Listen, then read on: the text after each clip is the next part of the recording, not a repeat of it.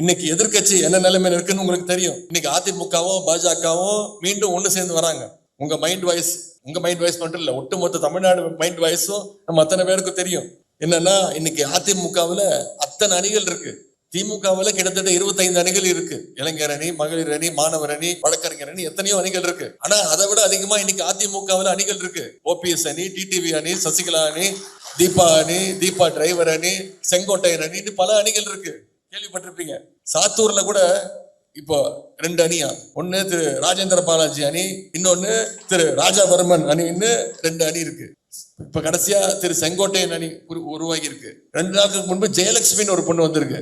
அந்த பொண்ணு அமித்ஷா வரைக்கும் போய் பார்த்துட்டு வருது. அமித்ஷா பாருங்க எவ்வளவு பிஸி பாருங்க. அந்த பொண்ணு ஜெயலட்சுமி சொல்லுது, அவதான் ஜெயலலிதா அம்மா தான் என்னுடைய உண்மையான அம்மா, நான் தான் உண்மையான வாரிசு, இனிமே அதிமுக ஏன் கண்ட்ரோல் அப்படின்னு. இதை எல்லாம் பத்திரிகையாளர்கள் திரு எடப்பாடி பழனிசாமி அவர்கள் எதிர்கட்சி தலைவர் போய் கேட்டா அவர் என்ன திரும்ப சொல்றாரு, இதெல்லாம் தலைமை முடிவு செய்யுங்க, என் கண்ட்ரோல்ல இல்லைங்க அப்படின்ட்டாரு. அவரே சொல்லிட்டாரு.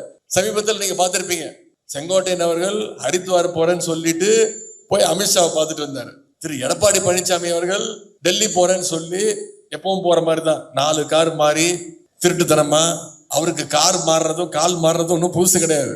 வெளில வரும்போது மாட்டிக்கிட்டாரு பிரஸ்ல. அது தெரியக்கூடாதுன்னு கர்ச்சிஃபால மூஞ்ச மூடிட்டு வந்துட்டாரு. உள்துறை அமைச்சரை தானே பார்க்க போனீங்க, வேற யாரையும் பார்க்க போனீங்களா? அமித்ஷாவை பார்க்கறதுன்னு அவ்வளவு கேவலமா? வெளில வந்தோடனே பத்திரிகைக்காரங்க அதை பிடிச்சிட்டாங்க.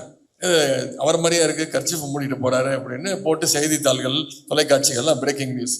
அடுத்த நாள் பத்திரிகையாளர் சந்திப்புல சொல்றாரு, மூஞ்சு துடைக்கிறது அவ்வளவு பெரிய குத்தமா அப்படின்னு. அப்படி என்ன உள்ள டீலிங் நடந்தது? நீங்க மூஞ்சு துடைக்கிற அளவுக்கு போனது ஒரு கிட்டத்தட்ட ஒரு 10-15 கோடி ரூபாய் மதிப்புள்ள ஒரு கார். அதுல பயங்கரமா இருக்கும், ஏசி மாதிரி பிளைட் மாதிரி இருக்கும் அந்த வண்டி. அதுலயே அவருக்கு வேர்த்திருக்குன்னா அப்ப உள்ள என்ன பேசியிருப்பாங்க? இந்த வைகை புயல் வடிவேல் ஒரு படத்துல சொல்லுவாரு, அந்த பேக்கரி டீலிங் கிட்டத்தட்ட அதுதான் நடந்திருக்கு. எடப்பாடி பழனிசாமி சொன்னாலும் சொல்லுவாரு, அந்த டீலிங் எனக்கு ரொம்ப பிடிச்சிருந்துச்சு அப்படின்னு சொன்னாலும் சொல்லுவார். ஏன்னா இப்படிப்பட்ட நிலைமையில இன்னைக்கு அதிமுக இருக்கு. எடப்பாடி பழனிசாமி அவர்கள் நடந்துகிட்டு இருக்கிறார்.